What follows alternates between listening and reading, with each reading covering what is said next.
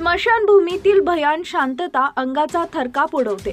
रात्री तिथं भूतांचा संचार असतो असा गैरसमज जनमानसात असल्यानं रात्रीला स्मशानात कुणीही पाय ठेवत नाही। मात्र धुळे जिल्ह्यातून एक भयंकर घटना सध्या समोर येते, ज्यानं संपूर्ण महाराष्ट्र हादरलाय। गावातील स्मशानभूमीत मध्यरात्री ओरडण्याचा आवाज येत असल्यानं सगळे गावकरी घाबरले आणि त्या दिशेला धावले असता त्या ठिकाणी जे काही भयंकर दिसून आलं ते ऐकून तुमच्याही अंगावर काटा येईल। स्मशानभूमीमधून मध्यरात्री ओरडण्याचा आवाज काय येत होता, नेमकं काय घडलं ते पुढे बघा। त्या अगोदर चॅनलवर नवीन असाल तर चॅनलला सबस्क्राईब करा, जेणेकरून अशा प्रकारचे अपडेट्स या तुमच्यापर्यंत पोहोचत राहतील।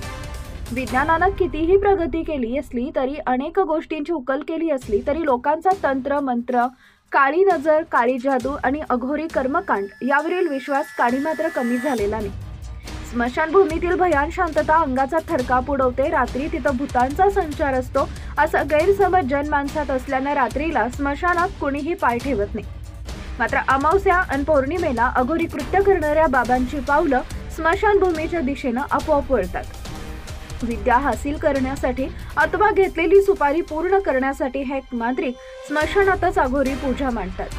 मोहाडी प्र डांगरी येथील स्मशानभूमीत साधारणतः मध्यरात्री 2:20 बाबा आणि त्याच्यासोबत काही जण 4 चाकी वाहनातून स्मशानात आले।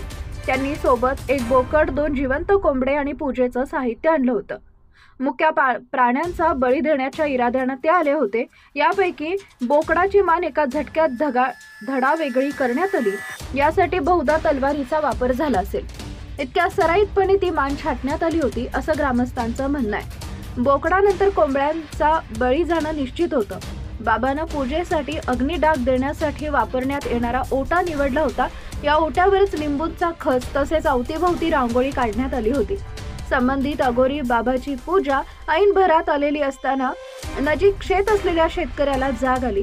त्याला स्मशानात सरळ जळताना दिसलं। तिथं काही लोकांच्या हालचाली संशयास्पद दिसल्यानं त्यानं तिकडे टॉर्च चमकावली।